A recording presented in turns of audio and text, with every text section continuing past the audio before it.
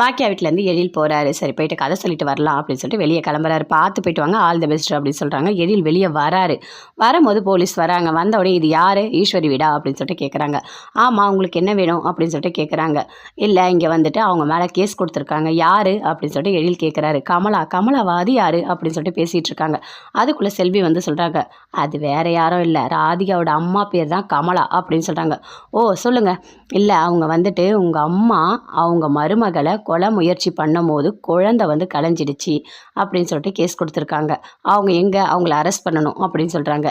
என்ன பேசிகிட்டு இருக்கீங்க, எங்கள் பாட்டி அப்படிலாம் பண்ணுறவங்கலாம் கிடையாது, அப்படிலாம் அவங்க பண்ண மாட்டாங்க அப்படின்னு சொல்கிறாங்க. இங்கே பாருங்கள், உங்ககிட்ட அவங்க பண்ணுவாங்களா இல்லை பண்ண மாட்டாங்களான்னு நான் கேட்கல. அவங்கள அரெஸ்ட் பண்ணணும். அவங்க எங்கே அப்படின்னு சொல்லிட்டு போலீஸ் கேட்குறாங்க. அவங்க இங்கே இல்லை, கும்பகோணத்துக்கு போயிருக்காங்க. எப்போ வருவாங்க, அவங்க நாளைக்கு வந்துடுவாங்க அப்படின்னு சொல்கிறாங்க. ஓ சரி, அவங்க வந்தவொடனே எனக்கு இன்ஃபார்ம் பண்ணணும். அவங்க வந்தவொடனே சொன்னால் நாங்கள் வருவோம். ஆனால் அவங்கள ஒழிக்கணும், மறைச்சி வைக்கணும் இதெல்லாம் நினச்சிங்க அப்புறம் அவ்வளோதான் அப்படின்னு சொல்லிட்டு போலீஸ் அங்கேருந்து போகிறாங்க. வீட்டில் இருக்க எல்லாருமே ரொம்ப ஃபீல் பண்ணுறாங்க. பாட்டி அப்படி பண்ண மாட்டாங்களே அப்படின்னு சொல்லிட்டு இனியா பயங்கரமாக அழறாங்க. எல்லாருமே சேர்ந்து சொல்கிறாங்க, இதுக்கெல்லாம் யார் காரணமாக இருப்பா, அந்த பொம்பளைக்கு அறிவே கிடையாதா, முதல்ல ராதிகா வந்தது, அடுத்தது அந்த அம்மா வந்தது, அப்பா பிரச்சனை மேலே பிரச்சனை பண்ணி இப்போ பாவம் பாட்டி அவங்களே இப்போ தான் கஷ்டப்பட்டு போயிருக்காங்க. அவங்களே இது மறுபடியும் கேஸ் கொடுத்து உள்ளே போக சொன்னால் இதெல்லாம் நல்லாவா இருக்குது அப்படின்னு சொல்லிட்டு செடியன் எல்லாருமே ஃபீல் பண்ணிகிட்ருக்காங்க.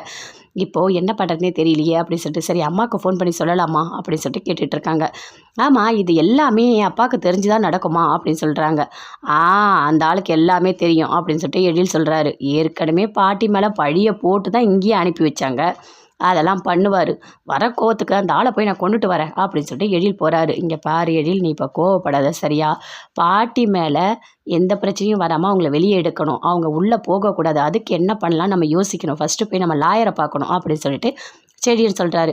சரி எதுவாக இருந்தாலும் அம்மா கிட்ட ஒரு வார்த்தை சொல்லிவிடுவோம் அப்படின்னு சொல்லிட்டு எழில் ஃபோன் பண்ணுறாரு. பாக்கி அட்டன் பண்ணி பேசுகிறாங்க. அம்மா என்னம்மா பண்ணுற, எப்போ வர அப்படின்னு சொல்லிட்டு எழில் கேட்குறாரு. இன்னும் கொஞ்ச நேரத்தில் நான் கிளம்பிடுவேன்டா அப்படின்னு சொல்லிட்டு பாக்கியா சொல்லிட்டு இருக்காங்க. அம்மா அவனை சுற்றி எல்லாரும் இருக்காங்களா அப்படின்னு சொல்லிட்டு எழில் கேட்குறாரு. ஆமாடா, அம்மா கொஞ்சம் தனியாக வெளியே வந்து பேசு அப்படின்னு சொல்கிறாரு. அங்கே டவர் கிடைக்கல, நான் வெளியே போகிறேன் அப்படின்னு சொல்லிட்டு பாக்கியா வெளியே வராங்க. சொல்லி எழில், என்னாச்சு, நீ போய் கதை சொன்னியா, ஓகே சொன்னாங்களா அப்படின்னு சொல்லிட்டு கேட்குறாங்க. அம்மா நான் சொல்கிறத கேளு, நான் கதை சொல்லவே போகலை சரியா, பெரிய பிரச்சனையாயிடுச்சு, நான் சொல்கிறத கொஞ்சம் புரிஞ்சுக்கோ, பதட்டப்படாத அப்படின்னு சொல்லிட்டு எழில் சொல்கிறாரு.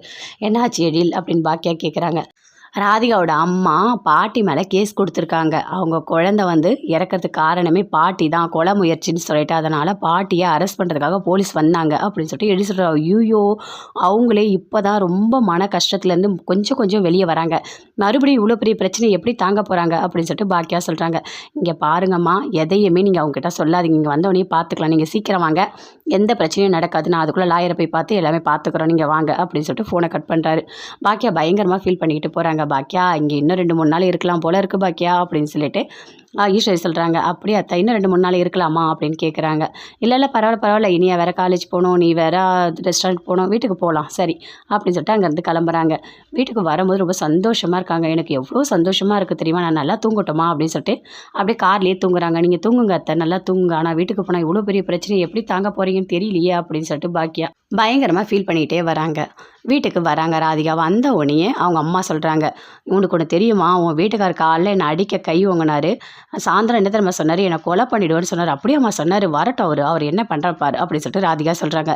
அதெல்லாம் பண்ணக்கூடாது, நான் என்ன தெரியுமா பண்ணேன், போலீஸ் ஸ்டேஷன் போயிட்டு அந்த ஈஸ்வரி மேலே கம்ப்ளைண்ட் கொடுத்துட்டேன், அதுவும் கொலை முயற்சின்னு கொடுத்துருக்கேன், அந்த அம்மா உள்ளே போகட்டும் அப்படின்னு சொல்லிட்டாங்க. அதை கேட்டோன்னே ராதிகா பயங்கரமாக ஷாக் ஆகுறாங்க. அம்மா என்னை கேட்காம ஏமா இதெல்லாம் பண்ணேன், எதுக்காகமா பிரச்சனை பண்ணேன் அப்படின்னு